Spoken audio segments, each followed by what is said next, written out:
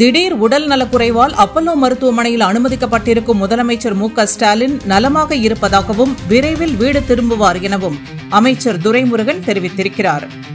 முதல்வர் ஸ்டாலின் இன்று காலை நடைபயிற்சியில் ஈடுபட்டிருந்தபோது லேசான தலை சுற்றல் ஏற்பட்டது. இருப்பினும் அதிமுக அமைப்பு செயலாளர் அன்வர் ராஜா திமுகவில் இணையும் நிகழ்வில் கலந்து கொண்டு அவரை வரவேற்றுவிட்டு வீடு திரும்பிய முதல்வர் ஸ்டாலின் கிரீன்வே சாலையில் உள்ள அப்பல்லோ மருத்துவமனையில் அனுமதிக்கப்பட்டார். முதல்வருக்கு அப்பல்லோ மருத்துவர்கள் பல்வேறு சோதனைகளை மேற்கொண்டனர். தொடர்ந்து அவர் மருத்துவர்களின் கண்காணிப்பில் ஓய்வெடுப்பார் என்றும் இன்று மாலையோ அல்லது நாளையோ முதல்வர் வீடு திரும்புவார் என மருத்துவர்கள் தெரிவித்ததாக தெரிகிறது.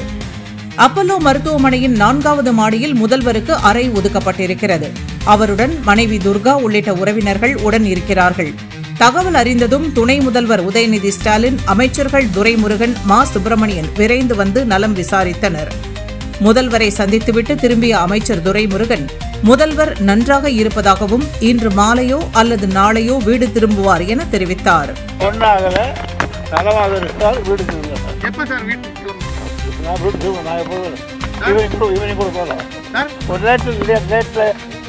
போகலாம்.